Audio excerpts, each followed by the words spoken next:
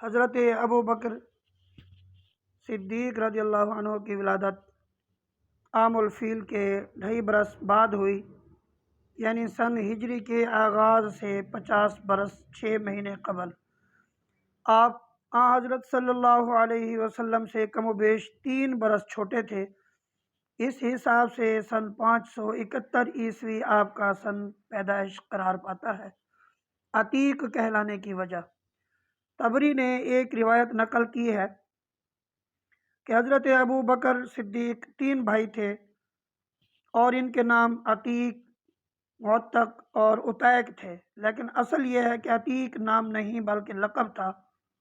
ایک مرتبہ حضرت صلی اللہ علیہ وسلم نے ان کو دیکھا تو فرمایا انت عتیق اللہ من النار، تم اللہ کی طرف سے دوزخ سے آزاد ہو۔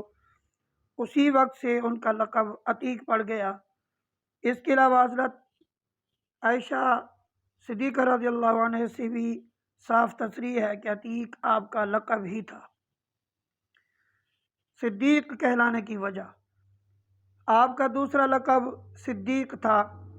بعض لوگ اس کی وجہ یہ بتاتے ہیں کہ حضرت ابو بکر نے اسلام سب سے پہلے قبول کیا تھا، لیکن جیسا کہ حضرت ابو ہریرہ رضی اللہ عنہ کی روایت ہے، اس کی زیادہ صحیح وجہ یہ ہے کہ حضرت صلی اللہ علیہ وسلم نے شب معراج میں جبریل امین سے پوچھا کہ میری قوم میں اس واقعے کی تصدیق کون کرے گا؟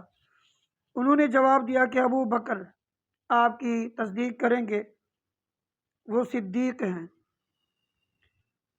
تجارت، قریش اگرچہ عزت و منصب اور مرتبہ و مقام کے اعتبار سے نہایت سربلند و سرفراز تھے، لیکن آزاد ذریعہ معاش اختیار کرنے کو برا نہیں جانتے تھے، اور اس سلسلے میں معمولی سے معمولی کام کرنے میں بھی ان کو آر نہیں آتی تھی۔ چنانچہ حضرت عمر سوداگری کرتے تھے، حضرت سعد بن ابی وقاص تیر بناتے تھے، عثمان بن عفان بزازی کا پیشہ کرتے تھے، عمر بن العاص قصاب تھے، اور حدیث ہے کہ حضرت علی دوسروں کے لیے کنویں سے پانی بھر کر اپنی معاش پیدا کرتے تھے۔ حضرت ابو بکر عہد جاہلیت میں بڑے پیمانے پر کپڑے کی تجارت کرتے تھے۔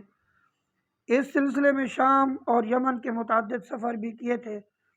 پہلا سفر 18 برس کی عمر میں کیا تھا، جس کا تذکرہ الاصابہ اور عزد الغابہ میں ہے۔ عہد جاہلیت میں بلند مرتبہ، عرب قبائل میں باقاعدہ کوئی بادشاہ نہیں ہوتا تھا۔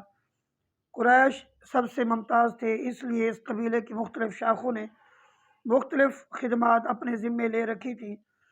حضرت ابو بکر عقل و فہم، اصابت رائے اور حلم و بردباری میں مشہور تھے، اس لیے اشناق کی خدمت ان کے سپرد تھی، یعنی اگر کوئی واقعہ قتل ہو جاتا تو قاتل سے دیت یا خون بہا لینے کا معاملہ حضرت ابو بکر صدیق رضی اللہ عنہ سے متعلق ہوتا تھا۔ اگر آپ قاتل کی طرف سے ضامن ہو جاتے تو اس کا اعتبار ہوتا تھا، کسی اور کی ضمانت معتبر نہیں تھی۔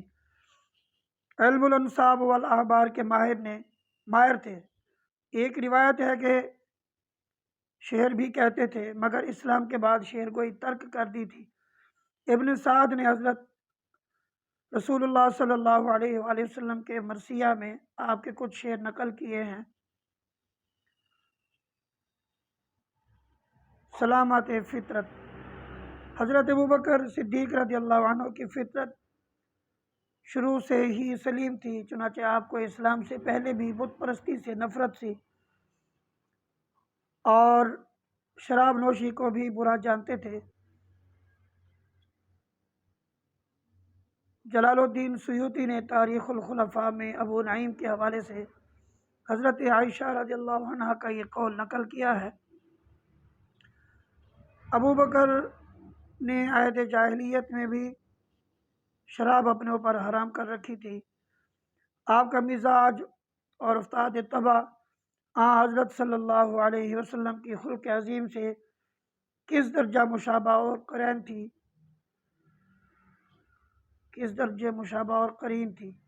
اس کی دلیل اس سے زیادہ اور کیا ہوگی کہ جیسا کہ آگے ذکر آئے گا، ایک موقع پر ابن الدغنہ نے آپ کی ہی وہی اوصاف کمالات بیان کیے ہیں جو حضرت خدیجہ رضی اللہ عنہ نے پہلی وحی کے نزول کے موقع پر خدا حضرت صلی اللہ علیہ وسلم سے بیان کیے ہیں۔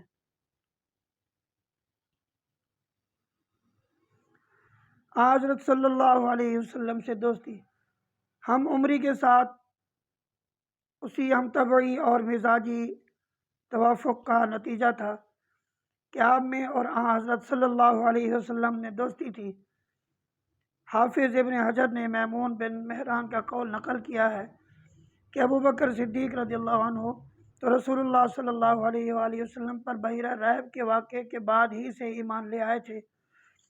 اس سے خیال ہوتا ہے کہ غالباً حضرت ابو بکر بھی سفر شام میں حضرت صلی اللہ علیہ وسلم کے ہمراہ تھے۔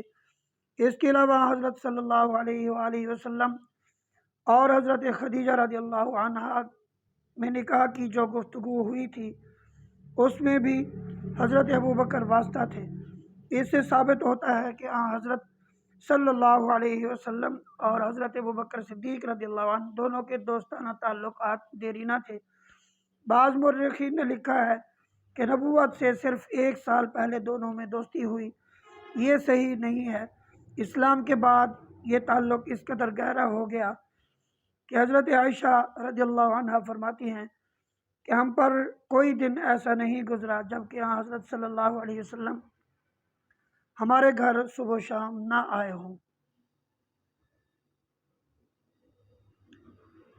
قبول اسلام حضرت ابو بکر صدیق رضی اللہ عنہ کے قبول اسلام سے متعلق کنز الغابہ میں مختلف روایات نقل کی گئی ہیں، جن میں سے بعض دو رازکار اور بعید از قیاس ہیں۔ صحیح بات اس قدر ہے کہ حضرت صلی اللہ علیہ وسلم پر جب پہلی مرتبہ وحی نازل ہوئی تھی تو حضرت ابو بکر اس وقت تجارت کی غرض سے یمن گئے ہوئے تھے۔ جب واپس آئے تو سرداران قریش ملنے گئے۔ حضرت ابو بکر نے پوچھا کوئی نئی بات؟ ان لوگوں نے کہا ہاں، ایک نئی بات یہ ہے کہ ابو طالب کا یتیم بچہ نبوت کا دعویٰ کرتا ہے۔ یہ سن کر حضرت ابو بکر کا دل تڑپ اٹھا۔ سرداران قریش رخصت ہو گئے تو سیدھے خدمات نبوی صلی اللہ علیہ وسلم میں حاضر ہوئے۔ حضرت صلی اللہ علیہ وسلم سے بعثت کے بارے میں سوال کیا اور اسی جلسہ میں مشرف با اسلام ہوئے۔ حضرت صلی اللہ علیہ وسلم نے ایک مرتبہ فرمایا کہ میں نے جس کسی کے سامنے اسلام پیش کیا اس نے تھوڑی بہت جھجک ضرور محسوس کی، لیکن جب ابو بکر کے سامنے اسلام پیش کیا تو انہوں نے جھجک کے بغیر اس کو قبول کر لیا۔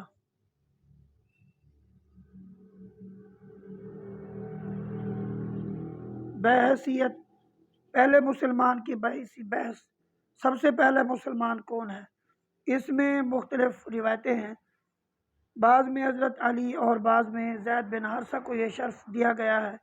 محدثین نے تطبیق اس طرح دی ہے کہ مردوں میں سب سے پہلے حضرت ابو بکر، عورتوں میں حضرت خدیجہ رضی اللہ عنہ، بچوں میں حضرت علی رضی اللہ عنہ اور غلاموں میں حضرت زید بن حارثہ رضی اللہ عنہ سب سے پہلے اسلام لائے۔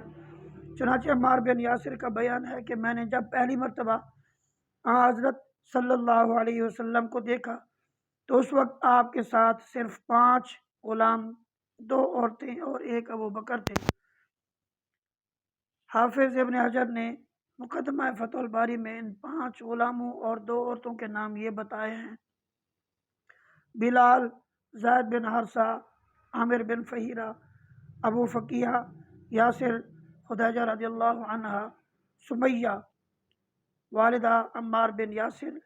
لیکن ابھی ایک اشکال یہ باقی رہتا ہے کہ حضرت سعد بن ابی وقاص کا دعویٰ اپنے متعلق یہ ہے کہ جس روز میں نے اسلام قبول کیا اس روز کوئی بھی اسلام نہیں لایا تھا اور میں 7 دن اس طرح رہا کہ میں 3 مسلمانوں میں سے ایک تھا۔ اس روایت سے معلوم ہوتا ہے کہ حضرت سعد کا اسلام حضرت ابوبکر صدیق رضی اللہ عنہ کے اسلام پر بھی مقدم ہے۔